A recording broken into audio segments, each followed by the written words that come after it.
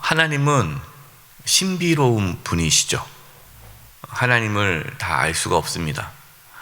그래서 오늘 말씀에 하나님의 그 신비로움을 말씀해 주시고, 또 하나님의 그 놀라움을 우리가 찬양하고 또 그것을 깨닫는 것이 지혜다라고 말씀하십니다. 2절입니다. 이를 숨기는 것은 하나님의 영화요, 이를 살피는 것은 왕의 영화니라. 이를 숨기는 것이 하나님께 영광이 된다라는 말씀이 참 이해가 되지 않죠? 바로 이것은 그 뜻입니다. 하나님은 신비로우신 분이기 때문에 하나님을 온전히 알 수 없고, 하나님에 대한 그 신비로움이 오히려 하나님의 영광을 드러낸다라는 거예요. 여러분, 하나님은 우리가 다 알 수 없습니다. 하나님께서 계시를 해주셔야 우리는 하나님을 알 수가 있습니다. 그러니까 우리가 갖고 있는 하나님에 대한 지식은 너무나도 적죠. 우리가 하나님을 알아봤자 얼마큼 하나님을 알겠습니까? 정말 하나님은 위대하시고 크신 분이기 때문에 하나님을 우리는 다 알 수가 없습니다. 그래서 어제 수요사경회에서 하나님께서 하나님의 형상을 만들지 말라라는 그 이유에 대해서 말씀을 드렸습니다. 이 형상이라는 것은 규정하는 거고 제한하는 거잖아요. 하나님은 제한할 수가 없는 분이에요. 그렇기 때문에 우리는 물론 이제 기본적으로 하나님의 뜻은 정해져 있죠. 아주 복음에 관한 부분에 있어서 우리가 타협할 수 없습니다. 그러나 본질적인 부분에 있어서는 우리가 타협할 수 없고 그것은 확실하지만, 그 이외에 비본질적인 부분에 있어서는 우리는 쉽게 단정하거나 그것을 주장해서는 안 됩니다. 열어놔야 돼요. 다양할 수 있어요. 하나님께서는 다양하게 역사할 수 있기 때문에 우리는 스스로 하나님을 제한하는 그런 어리석은 신앙에서 벗어나야 합니다. 그것이 하나님께 영광이 된다라는 거예요. 이를 살피는 것은 왕에게 영광이 된다. 이를 숨기는 것은 하나님의 영화요, 이를 살피는 것이 왕의 영화다. 이것은 무슨 뜻이냐면, 왕은 당시에 이 솔로몬이 기록했을 때 이 당시의 왕은 하나님의 대리자죠. 그러니까 하나님의 뜻을 이 나라 가운데 실현하는 것이 왕의 역할이에요. 그래서 이를 살핀다라는 것은 하나님의 뜻을 깨달아 그 하나님의 뜻이 이루어지도록 나라를 잘 다스리는 것, 그것이 왕에게는 영광이 된다라는 것입니다. 하나님은 감추어준 분이시고 다 알 수 없지만, 왕은 하나님의 뜻을 또 깨달아 이 땅 가운데 하나님의 뜻을 펼쳐가는 것이다 라는 것이죠. 여러분, 이것이 우리의 삶도 마찬가지입니다. 여러분, 우리가 어떻게 살아야 될까요? 하나님의 뜻을 깨달아 하나님의 뜻이 하늘에서와 같이 땅에서도 이루어지도록 우리가 애쓰면서 살아가는 것이, 그것이 우리에게 영광스러운 삶이다 라는 것이죠. 3절입니다. 하늘의 높음과 땅의 깊음 같이 왕의 마음은 헤아릴 수 없느니라. 말씀드렸듯이 왕은 하나님의 뜻을 이 땅 가운데, 나라 가운데 이제 펼쳐가는 그 일을 맡았는데, 왕의 마음이 하늘의 높음과 땅의 깊음과 같아서 헤아리기 어렵다라는 겁니다. 그럼 이처럼 지도자의 마음을 이해하기가 쉽지가 않아요. 그러니까 지도자로 공동체를 섬긴다는 것은요, 참 힘들고 어렵습니다. 그래서 이제 피택된 분들이 장로님이 되시고 이제 장로로서 이제 사역을 하지 않습니까? 그러면은 이제 그렇게 말씀하세요. 목사님, 이렇게 당에 들어오기 전에, 또 장로가 되기 전에 장로님들에 대해서 오해가 좀 있었다라는 거예요. 근데 막상 장로가 되고 나니까 우리 장로님들은 얼마나 수고를 많이 하셨고, 얼마나 고민을 많이 하고, 얼마나 힘들게 또 이렇게 섬기시는지 정말 자기가 늦게 깨달았다고. 예. 저도 그래요. 저도 부목사 때는 담임 목사님이 그렇게 힘든지 몰랐어요. 근데 제가 전에 부목사 때 담임 목사가 되신 목사님들 얘기가 그렇게 얘기하더라고요. 부목사 때보다 100배가 더 힘듭니다. 그래서 무슨 100배가 더 힘드나, 또 오해하지 마세요. 제가 목사님 또 이렇게 말씀하시니까 무슨 어려움이 있으시나? 없습니다. 예, 그만큼 생각도 많고 고민이 많고 너무나, 그러니까 계속 그냥 24시간 머릿속에는 어떻게 하면 하나님께서 기뻐하는 교회 될까, 어떻게 할까 이렇게 고민이 계속 돼요. 예. 이 지도자라는 게 그런 거예요. 부모가 돼봐야 그 부모의 심정을 알 수 있지 않습니까? 자식은 부모의 마음을 몰라요. 어떻게 부모의 마음을 헤아립니까? 모르죠. 근데 부모가 돼서 막상 자식을 키워보면 그 부모의, 그때 가서 우리 아버지 어머니가 이렇게 겪고했구나. 그러니까 이렇게 지도자라는 것은 정말 많은 고민과 어려움이 있죠. 근데 그것을 이제 얘기하는 것입니다. 그래서 우리는 지도자의 권위를 인정해 주셔야 돼요. 예, 함부로 판단하거나 함부로 말해서는 안 되고, 여러 가지 뭔가 있었겠구나, 고민이 하면서 저렇게 했구나, 당회에서 여러 가지 고민 끝에 그래도 가장 이것이 하나님을 기쁘시게 하겠구나 해서 내린 결론이구나 하고 받아들이는 그것이 있어야지, 너무 쉽게 판단하거나 또 생각해서는 안 된다라는 것을 이 3절 말씀을 통해 우리는 알 수가 있습니다. 4절과 5절입니다. 은에서 찌꺼기를 제하라. 그리하면 장색에 쓸만한 그릇이 나올 것이요, 왕 앞에서 악한 자를 제하라.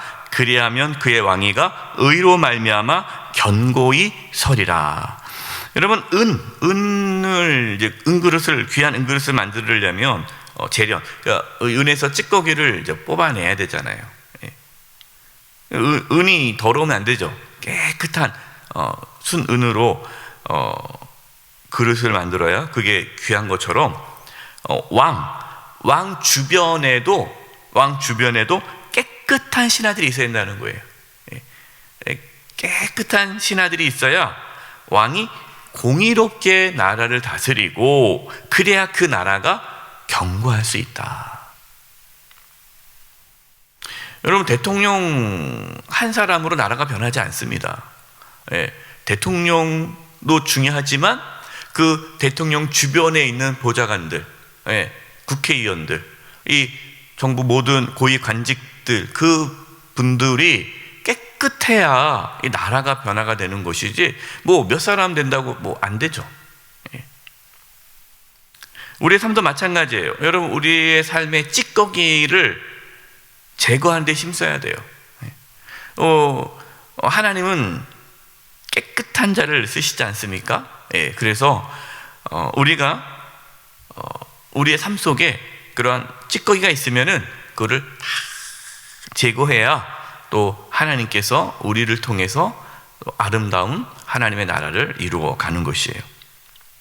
우리 사회 모든 영역에서 찌꺼기가 사라질 수 있도록 기도해 주시기 바랍니다. 한국교회 안에 찌꺼기가 제거되어야 하나님의 다스림이 온전히 이루어질 수가 있어요. 그래서 한국교회를 위해서, 나라를 위해서, 또 우리 각자의 삶의 자리에서 우리 가정에 그러한 찌꺼기가 있으면 하나님 제거해 달라고 기도하시고 회개하시고, 하나님 앞에 정결함으로 설 때에 하나님께서 우리의 가정과 교회와 또 이 나라를 굳건하게 세워 주실 것입니다. 6절과 7절입니다.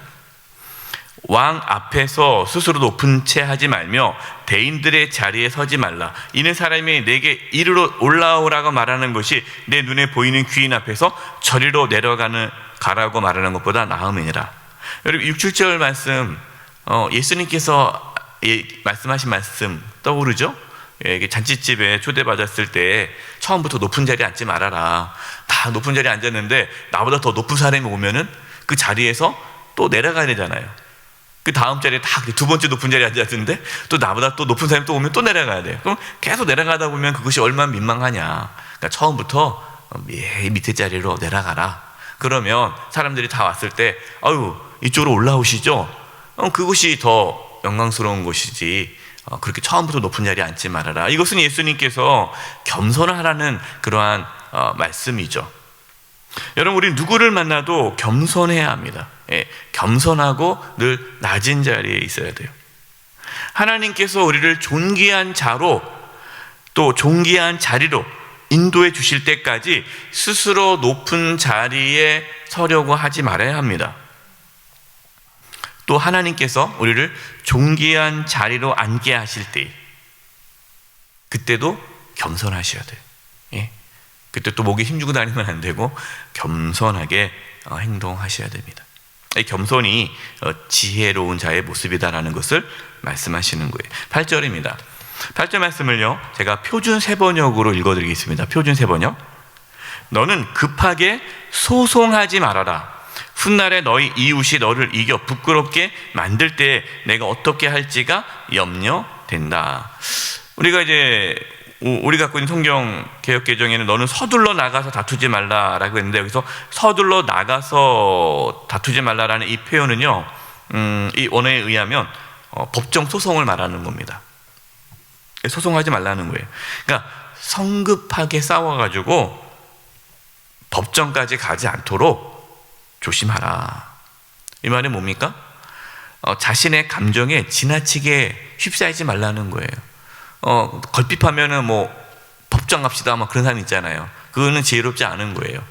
그러니까 어떠한 법정에 가서 뭔가 잘잘못을 따지기 전에 그냥 해결해라. 더 일을 크게 만들지 말아라. 감정 싸움 아닙니까? 내가 보면요, 물론 이제 어떠한 큰 범죄로 인해서 법정에 가는 부분도 있지만, 또 대부분은 어떤 그냥 개인적인 어떤 그 사건들은 다 감정 싸움이에요.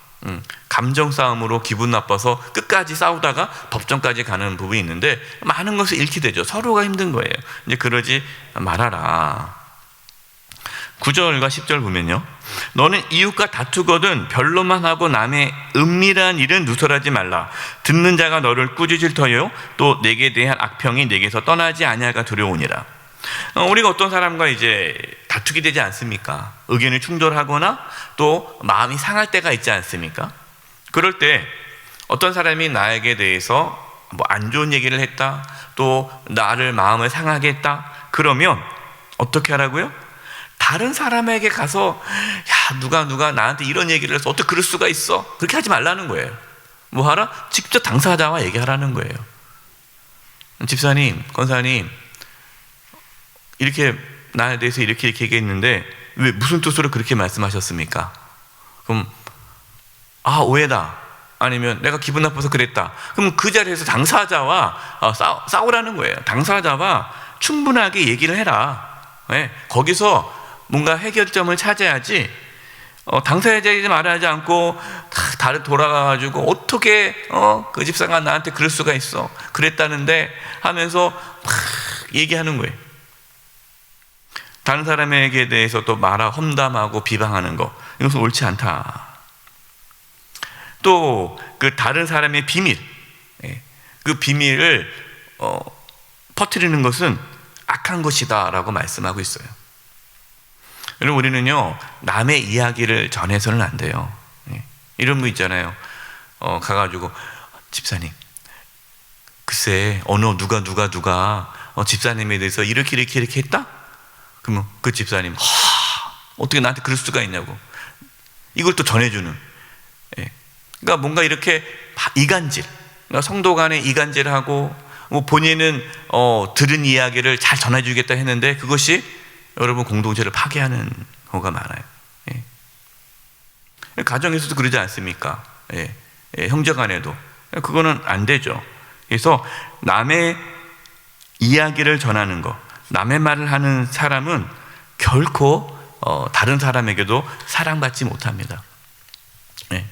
내가 막 이렇게 다른 사람 말을 하기 시작하면요, 그 사람은 들어주죠. 그렇군요 하지만 뒤돌아가서 그 사람을 신뢰하지 않아요. 예를 들면 지혜로운 사람은요, 절대 남의 말을 하지 않습니다. 입을 닫으셔야 돼요. 누구의 어떠한 연약한 부분, 부족한 부분을 봐도 내가 그 부분을 가서 이렇게 조언해 주는 건 좋은데, 그 연약한 모습 보면서 다른 사람한테 가서 이분이 이랬대 하고 두두두두 얘기하고 다니는 거, 여러분 그것은 악한 거예요. 악한 거. 어리석은 거예요. 그것은 절대 해서는 안 돼요. 11절. 경우에 합당한 말은 아로새기 은 쟁반의 금 사관이라. 지혜로운 자는요, 경우에 합당한 말을 해요. 여러분, 아무리 좋은 말이라도 경우에 맞아야 됩니다. 경우에 맞지 않으면 그것은 아무리 좋다 할지라도 그는 상대방에게 결코 도움이 되지 않아요. 그래서 우리는 옳은 말을 하기보다 경우에 합당한 말을 해야 돼요. 그것이 지혜입니다. 지혜. 12절. 슬기로운 자의 책망은 청종하는 귀에 금고리와 정금 장식이니라. 지혜로운 자의 충고를 기쁨으로 잘 받아들이면 그것이 자신에게 금 귀고리와 순금 목걸이처럼 자신을 존귀하고 영광스럽게 만든다라는 거예요. 그래서 여러분, 지혜로운 자의 충고를 잘 받으셔야 돼요. 기분 나빠하지 마시고 잘 받는 것이 지혜로운 자예요. 어리석은 자는 충고를 듣지 않습니다. 지혜로운 자는 충고를 들어요. 13장은 14절입니다. 충성된 사자는 그를 보낸 이에게 마치 추수하는 날의 얼음 냉수 같아서 능히 그 주인의 마음을 시원하게 하느니라. 선물한다고 거짓 자랑하는 자는 비 없는 구름과 바람 같으니라. 여러분, 추수한 날에 얼마나 덥겠습니까? 추수할 때 덥잖아요. 막 일하느라고. 그때 시원한 얼음 냉수를 누가 딱 갖다 줘서 퍽퍽 마셔요. 얼마나 시원합니까? 이처럼 우리가 어떠한 사람이 된다는 거예요? 추수하는 날에 얼음 냉수와 같이 하나님의 마음을 시원하게 하는 사람이 되어야 된다. 하나님의 마음을 시원하게 하는 자. 근데 하나님의 마음을 시원하게 하는 것이 아니라 이 14절에 보면은 선물한다고 거짓 자랑하는 자. 그리고 선물한다 거짓 자랑하고 선물을 안 해요. 이게 무슨 말입니까? 하나님 앞에 말로만 내가 하나님을 위해서 내가 열심히 하겠습니다. 말로만 해요. 말로만. 그리고 아무것도 안 해요. 여러분, 이것은 하나님의 마음을 시원케 하는 게 아니죠. 말 없이 내가 정말로 하나님께서 기뻐하신 건 무엇인가, 사람들에게 얘기하지도 않고 이렇게 내가 말이야 하나님을 위해서 이런 거 할 거야 이런 거 할 거야 막 얘기할 것도 없어요. 그냥 하는 거예요. 말로만 하나님을 섬기지 말고 행함과 진실함으로 하나님을 섬기는 그런 지혜로운 자가 될 수 있기를 간절히 축원드립니다. 기도하겠습니다. 하나님, 저에게 지혜를 주셔서 하나님의 그 위대함과 크심과 신비로움을 깨닫게 해주시고 겸손히 추수날의 얼음 냉수와 같이 하나님의 마음을 시원케 하는 지혜로운 자로 살게 하여 주시옵소서. 예수님의 이름으로 기도드립니다. 아멘.